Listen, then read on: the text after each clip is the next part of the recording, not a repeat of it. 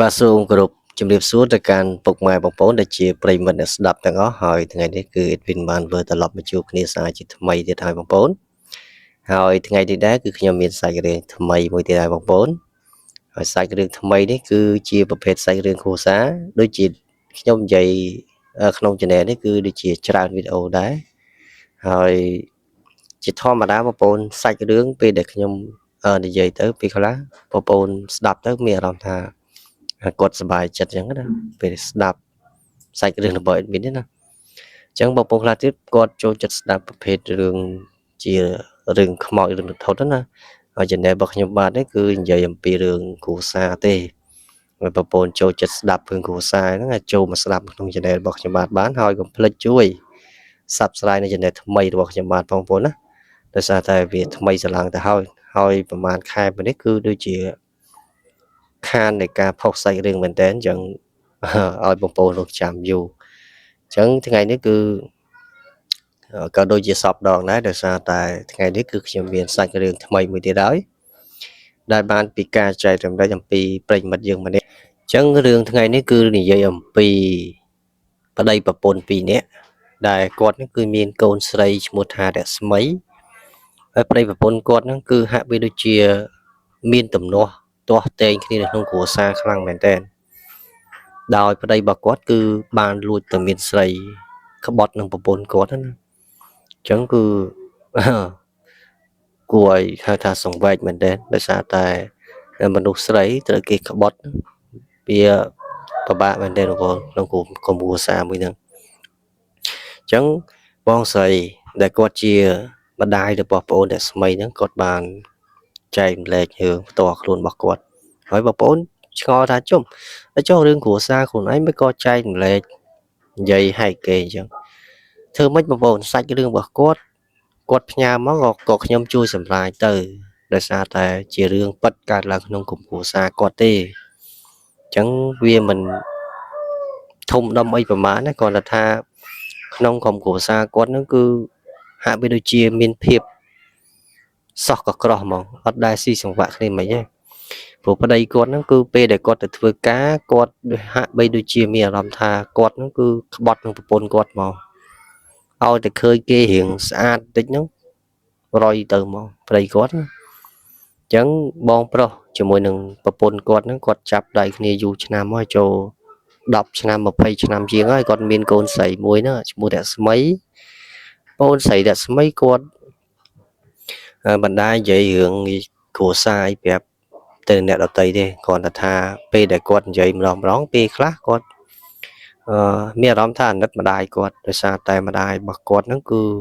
ជាមនុស្សដែលល្អណាហើយចេះដឹងទុក្ខធរៈប្តីក៏ប៉ុន្តែប្តីរបស់គាត់ហាក់បីដូចជាមិនខ្វល់ខ្វាយពីគាត់ទេដោយសារតែគាត់មានចិត្តផិតក្បត់ទៅកាន់ប្រពន្ធរបស់គាត់រឿងដែលផ្ដើមដំបូងដោយសារតែប្តីរបស់គាត់ហ្នឹងគឺបានការជាមួយគ្នានឹងយូរឆ្នាំហើយអញ្ចឹងគាត់បានកូនស្រីមួយហ្នឹងឈ្មោះរស្មីគាត់បាននិយាយគ្នាទៅវិញទៅមកពីកិច្ចការងាររស់ស៊ីអញ្ចឹងណាដល់ពេលដែលគាត់ពិភាក្សាគ្នាអំពីការងាររស់ស៊ីហ្នឹងគាត់ក៏ចាប់ផ្ដើមអភិវឌ្ឍខ្លួនឯងឲ្យឡើងខ្លាចជាអ្នកដែលរស់ស៊ីខ្លាំងហើយគាត់នេះជាអ្នកដែលលក់ខោអាវហើយប្រពន្ធគាត់ហ្នឹងលក់គ្រឿងក្អូបលក់ទឹកអប់អីចឹងណាអញ្ចឹងគាត់មិនដឹងថាម៉េចបងប្អូនប្តីរបស់គាត់ចាប់ផ្ដើមមានអារម្មណ៍ថាប្លែកដោយសារតែប្តីគាត់ហ្នឹងគឺមានស្រីនៅខាងក្រៅដោយសារតែការងាររបស់គាត់គឺគាត់ត្រូវទៅយកខោអាវយកអីហ្នឹងទៅតាមខេត្តឲ្យម៉ួយអីចឹងណាអញ្ចឹងគាត់មកពីខេត្តវិញគាត់អត់ទាន់មកដល់ផ្ទះទេគាត់ទៅប្រាប់ប្រពន្ធរបស់គាត់គាត់ថាអូនណាបងប្រហែលជាទៅខេត្តហ្នឹងប្រហែលជាមួយអាទិត្យបានបងមកវិញហើយប្រពន្ធគាត់ហ្នឹងក៏សួរដែរគាត់ថាអើបងឯងទៅយូរម៉េចយកខោអាវឲ្យភ្ញៀវទៅដល់មួយអាទិត្យទៅធ្វើអីគាត់ថាហេកិច្ចការងារបងអីសួរច្រើនម៉េចមនុស្សប្រុសយើងចេះលេះហ៎បងប្អូនធម្មតាទេខ្ញុំមិនកាន់ជើងខុសខ្ញុំថាខុសត្រូវខ្ញុំថាត្រូវហើយអញ្ចឹងពេលនោះគឺបងប្អូនគឺរបស់គាត់នឹងរៀងកំ pl ែងបន្តិចរៀងកំសត់តិចណាហើយប្រពន្ធគាត់ទេទៀតគាត់ថាបើសិនជាអត់មកស្អែកហ្នឹងទេ dương đất bị đai mà bốn cốt thì cài đá mình cốt slow nè cài cua xóm lái cài đôi chi vào bốn này mình chứ nè bạn đấy cài xuống nơi niềm sọc chạy lời này tỏ bàn đó vào lấy và nó với thò mà chết vào bốn nó chỉ không có xa với nó biên phim được cam và có được xa tại ở đây bà quát nó chỉ nhẹ đại bằng co lại mà bây để quát ta đọc hai nó quát chỗ lập chỗ ấy dột xảy chỗ ấy từ đi tam pè sân nạ chứ bốn quát đăng này mất phe quát có ban đăng tha ở đây bà quát nó biên sấy có ban lui thọt mất phe quát nó tư chỉ môi nâng ở đây bà quát nó mất phe phò nó có thọt thấy có bánh ở bốn quát tại bốn quát nó thuột đắng này thuột đằng lư chạm đỏ té chạm đỏ xe này chẳng bên nó có tờ lọt bị khai với con châu từក្នុងបន្ទប់ប្រពន្ធគាត់សួរគាត់ថាបងឯងមានរឿងត្រូវនិយាយគ្នាបន្តិចដោយសារតែមានមិត្តភ័ក្តិបងឯងហ្នឹងបាញ់រូបស្រីបងឯងហ្នឹងនាំចូលទៅក្លឹបក្នុងទស្សនៈនោះហើយបងឯងធ្វើពិតមែនអត់ហើយរូបនោះរូបជារូបពិតមែនអត់មិត្តភ័ក្តិបងឯងអ្នកបាញ់ហើយគាត់សួរថាមិត្តភ័ក្តិមួយណាអ្នកបាញ់បងស្រីប្រពន្ធគាត់ហ្នឹងគាត់ប្រាប់ទេគាត់ថាខ្ញុំមិនហ៊ានប្រាប់ទេវាជារឿងការសម្ងាត់ព្រោះគាត់បាញ់រូបឲ្យមើលហ្នឹងរូបពិតហ្មងណាថតបានហើយគាត់កំពុងអោបស្រីអោបអី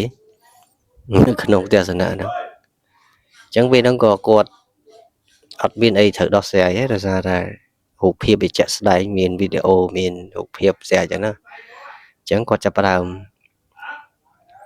យកពាក្យបណ្ដឹងដាក់បណ្ដឹងលែងលះគ្នាមកព្រោះនៅគ្នាបានឬមិនត្រូវលែងលះគ្នាបងប្អូនអញ្ចឹងគាត់និយាយបបប្រពន្ធគាត់បងប្អូនណាបចុះបឡើងក៏ប្រពន្ធគាត់ហាក់បីដូចជាស្លងចិត្តបងប្អូនគាត់រៀងទុនចិត្តបន្តិចណាទុនចិត្តបន្តិចទៅក៏លើកលែងប្តីគាត់ម្ដងទៅអាហ្នឹងលើកទី1ទេតែគាត់អត់ចោលចរិតទេគឺកាលណាដែលគាត់ខូចគឺនៅតែខូចអញ្ចឹងធម្មតាទេប្តីប្រពន្ធរស់នៅមួយគ្នាបងប្អូនវាជាទម្លាប់ទៅហើយចានក្នុងរាវវាតែងតែមានការប៉ះទង្គិចហ្នឹងអញ្ចឹងដូចជាខ្ញុំនិយាយសាច់រឿងអញ្ចឹងបងប្អូនពេលខ្លះផ្ទះរបស់ខ្ញុំគឺនៅជាប់ផ្ទះនៅជិតខាងអញ្ចឹងបងប្អូនអញ្ចឹងមានសម្លេងក្មេងខ្មាំងវងបាក់តិចហើយបងប្អូនក៏សូមអធិស្ឋានផងអញ្ចឹងអ្វីដែលគាត់ចែកម្លែកនេះគឺជារឿងដែលកើតឡើងនៅក្នុងក្រុមគ្រួសាររបស់គាត់ហើយអ្វីដែលគាត់ប្តឹងផ្ដល់ដោយសារតែប្តីរបស់គាត់នឹងខូច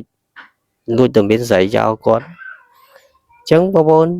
មនុស្សស្រីទាំងគេទាំងខ្ញុំពេលដែលឃើញប្តីរបស់ខ្លួនហ្នឹងលួចតែមានស្រីមានអារម្មណ៍ថាឈឺចិត្តខ្លាំងដោយសារតែយើងខំស្រឡាញ់ស្ម័គ្រស្មោះរបស់ទៅលើគេហើយគេលួចមានស្រីចោលយើងណាយើងគឺខឹងមែនតើអញ្ចឹងដល់ប្រហែលឆ្នាំក្រោយមកទៀតប្តីរបស់គាត់ចាប់ផ្ដើមធ្វើអញ្ចឹងទៀត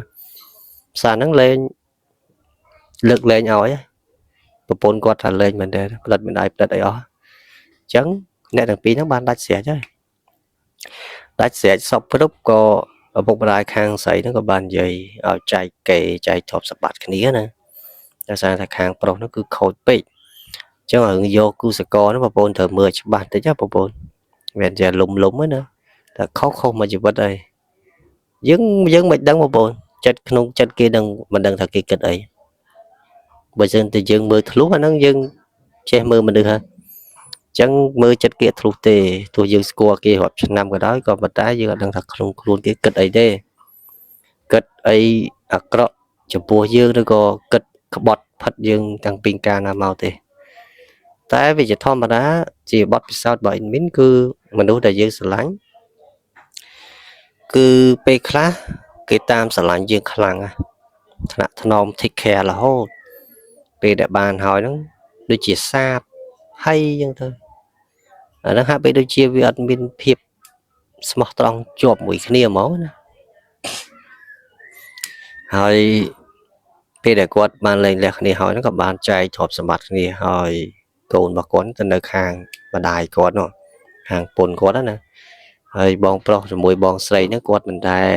តែឆ្លោយឆ្លងនេះទេឆ្លោះគ្នាណាលែងលះគ្នាហើយមិនត្រូវជាអីនឹងគ្នាទៀតទេប្រហែលឆ្នាំក្រោយមកទៀតប្រពន្ធគាត់ហ្នឹងចាប់ផ្ដើមយកប្តីក្រោយប្តីទី2ប្តីទី2ដូចជារៀងមានគួរសមដែរជាសិតឡានោះបងហើយ Lander Longer នោះការងារគេធំដែរគេឆ្លាញ់គេដឹងថាស្ថិមេម៉ាយឬក៏មិនម៉ាយយកហើយគាត់ក៏និយាយដែរប្រពន្ធគាត់ថាខ្ញុំម៉ាយកូនមួយហើយបងឲ្យយកខ្ញុំអត់ទេបងគិតថារឿងម៉ាយឬកំហុំទេសំខាន់បងឆ្លាញ់គាត់និយាយចឹងក៏យកទៅហើយពេលដែលគាត់រស់នៅជាមួយគ្នាហាក់បីដូចមានក្តីសុខហើយប្តីដើមរបស់គាត់គឺរកមករករឿងមកទាំងតែប្តិតមេដៃហើយក៏មករករឿងដែរហើយប្តីចង់គាត់ហ្នឹងគឺគាត់មិនទៅលូកមាត់លូកកយទេគាត់ថាគាត់ឃើញសភាពប្តីដើមរបស់គាត់ចង់ធ្វើបាបប្រពន្ធគាត់ចឹងទៅជួយមករត់ទៅវាយប្តីដើមគាត់ទៀតប្តីដើមគាត់ខ្លាចរត់ពូហ្នឹងគាត់ពីធំជាងប្តីដើមគាត់រៀងស្ដើងសខ្ពស់ទេពូហ្នឹងគាត់មានរៀងធំមិនស្គមដូចអេដមីនហូបអីក៏មិនឡើងគីឡូដែរបងប្អូនអើយស្គមបបាជំងឺស្គមតែវាល្អដែរព្រោះស្គមវាស្រួលកអាវពាក់ណាធាត់បបាបន្តិចអញ្ចឹងសាច់គ្រឿងរបស់គាត់គឺមិនវែងឆ្ងាយប្រហែលគេគ្រាន់តែថាគាត់ចែកម្លែងនេះគឺជាប្រភេទសាច់គ្រឿងដែលគាត់កើតឡើងក្នុងក្រុមគ្រួសាររបស់គាត់ផ្ទាល់តែម្ដងហើយជាទូទៅគាត់មិនសូវហ៊ានប្រាប់គេដោយសារតែជារឿងក្រុមគ្រួសាររបស់គេទេគេឲ្យលាតត្រដាងណាអញ្ចឹងសម្រាប់បងប្អូនដែលគាត់ចង់ចែកម្លែកសាច់រឿងអីគឺផ្ញើមកកាន់ខ្ញុំបានបងប្អូនណាដោយសារតែខ្ញុំទទួលដំណើរទាំងអស់ដោយសារតែរឿងពេលខ្លះពេលដែលខ្ញុំនិយាយរឿងគ្រួសារទៅបងប្អូនចូលចិត្តស្ដាប់ពេលខ្លះបងប្អូនអត់សូវចូលចិត្តស្ដាប់រឿងខ្មោចឬអាគមអីទេហើយបងប្អូនចូលចិត្តស្ដាប់រឿងអីបងប្អូនជួយខមមិនម្ដងផងដើម្បីឲ្យខ្ញុំរកសាច់រឿងថ្មីណាព្រោះខ្ញុំអត់ដឹងថាបងប្អូនចូលចិត្តស្ដាប់ប្រភេទសាច់រឿងអីទេអញ្ចឹងពេលខ្លះខ្ញុំនិយាយទៅបងប្អូនត្រូវចិត្តបងប្អូនចូលមកស្ដាប់ណាអញ្ចឹងយើងជួបគ្នានៅវីដេអូក្រោយទៀតបងប្អូនណាហើយបងប្អូនពេញចិត្តការដំណើរឬក៏ការនិយាយរបស់ខ្ញុំជួយ Subscribe ម្ដងបងប្អូនណាដោយសារតែខ្ញុំបាទហ្នឹងគឺបង្កើត channel ឡើងសម្រាប់បំពេញអារម្មណ៍ពុកម៉ែបងប្អូនដែលចូលចិត្តស្ដាប់រឿងគ្រួសារហើយក៏សូមចិត្តបងប្អូនដែរជួយគាំទ្រនៅ channel ថ្មីរបស់ខ្ញុំបាទផងហើយអត់មានអីលើសពីនឹងទៀតបងមានតែជូនពរទៅកាន់បងប្អូនឲ្យរកទុកទូទានមានបានគ្រប់គ្នាបងប្អូនណាយើងជួបគ្នានៅវីដេអូក្រោយទៀតហើយថ្ងៃនេះដូចចង់តដិតមិនទេបងប្អូនសក់កហើយជាប់មាត់មិនទេបងប្អូនជាស្រ័យផងអូខេបងប្អូនយើងជួបគ្នាប៉ុណ្ណឹងចោះដោយសារតែព្រោះខ្ញុំរៀងពិបាកនិយាយតិចដោយសារតែអ្នកចិត្តខាងរៀងនិយាយលឺពេកពេលខ្លះខ្ញុំនិយាយអត់កើតទេខ្ញុំបែកអារម្មណ៍បាត់ហើយអញ្ចឹងចាំស្អែកខ្ញុំនិយាយរៀងមូអារម្មណ៍តិចអូខេបងប្អូនយើងជួបគ្នានៅវីដេអូក្រោយទៀតបងប្អូនណា